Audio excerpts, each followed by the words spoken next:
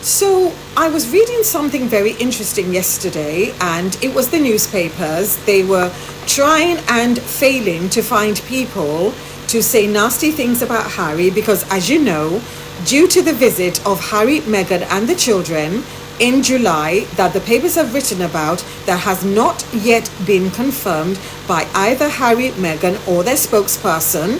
So I'm reserving my comments until then. But anyway, they've been digging back and looking for people to say nasty things about Harry and Meghan. So in a week absolutely saturated with anonymous sources, planted briefings, trap narratives and royal stenography, I want to draw your attention to this particular man. Now, this man is called Jamie Lowther-Pinkerton, and he was the principal private secretary to both the other brother and Harry from 2005 up till 2013. So he worked with them for 8 years, and he was there when the other brother was 22 and when Harry was 20. And he guided them through their military careers. He watched them grow from young men into public figures carrying the weight of one of the most scrutinized institutions on the planet.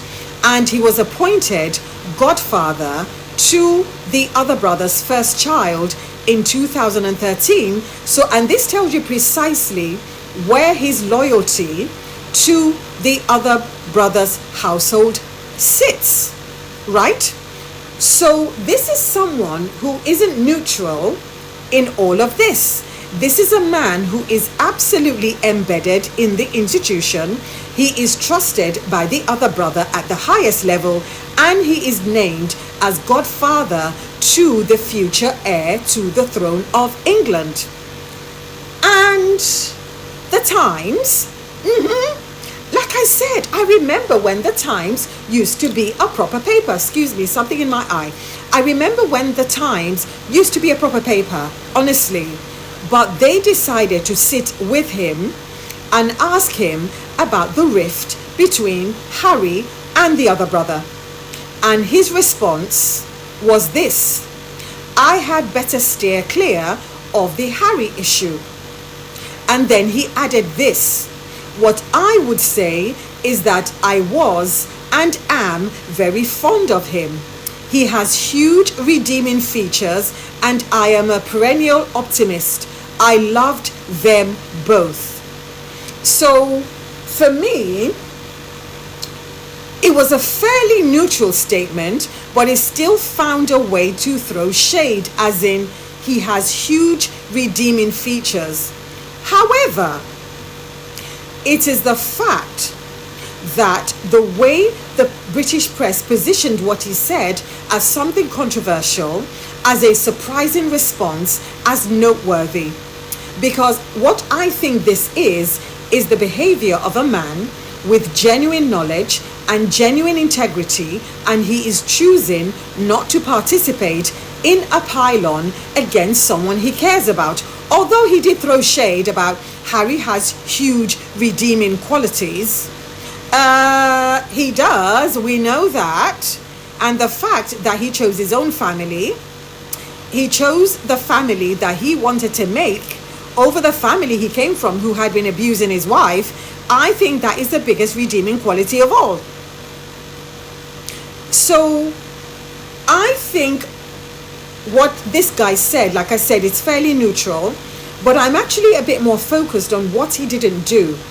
He didn't call Harry reckless. He didn't say that Harry has made unforgivable choices. He didn't describe the memoir Spare as betrayal. He didn't use the word desperate, and the word desperate has been attached to Harry's name this week. And he didn't brief anonymously against a man he once worked for and a man he still clearly respects. Because you can tell from the tone and from what he said, he still respects Harry. And like he said, he still loves them both. He said, I loved them both. So regardless, and I find this interesting because his loyalties are clearly with the other brother. and yet he's refusing to get involved. It kind of reminds me of one of the king's secretaries, and I was wondering at the time, why is this being leaked about a man in grey suit? Because usually men in grey suits, they need to be invisible. They tend to be invisible, and I think they need to stay invisible rather than going off and leaking to the press every 5 minutes. But this particular press secretary said that he wants to end the rift between Harry and his brother, and he feels like banging their heads together.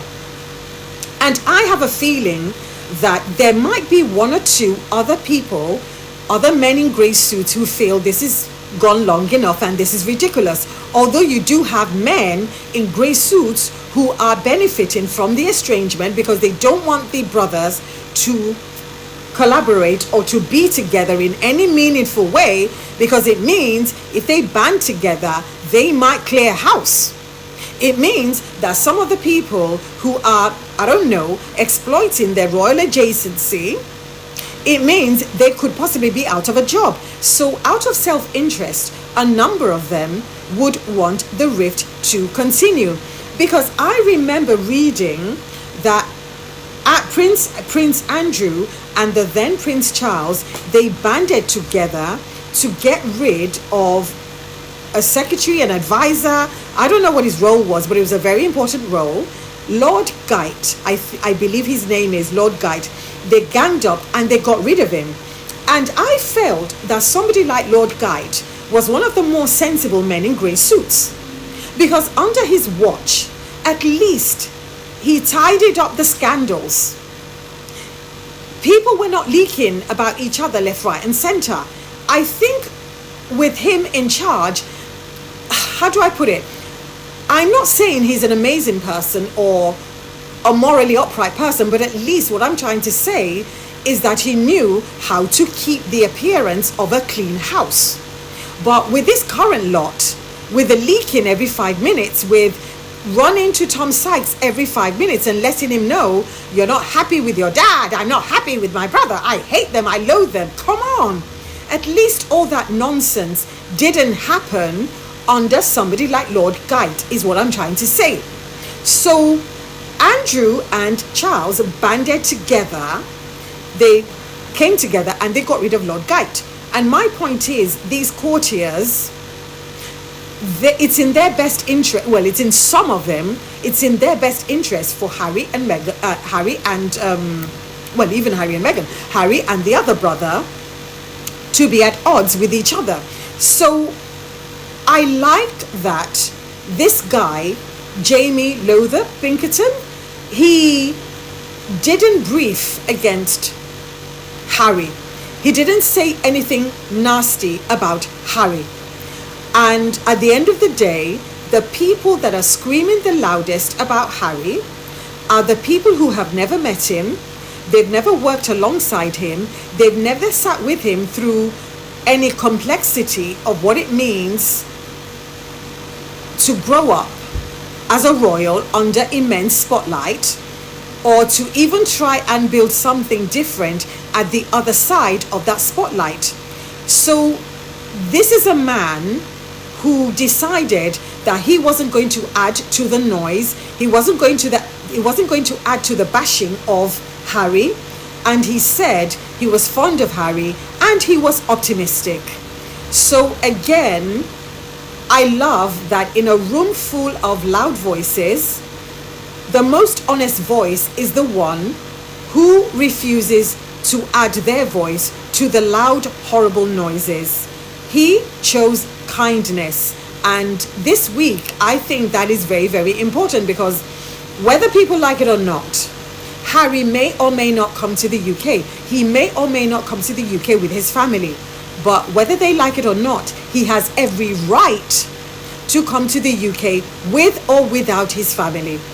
And that's a fact. But anyway, let me know what you think in the comments, please. My name's Elizabeth. I'm the author of The Luxpreneur. And for more insights like these, please like, share, comment, and don't forget to hit the subscribe button. And to support my work in holding truth to power, you can buy me a coffee at buymeacoffee.com/Elizabeth Slaru, or you can get a copy of my book, The Luxpreneur, from Amazon, Waterstones, or Barnes & Noble.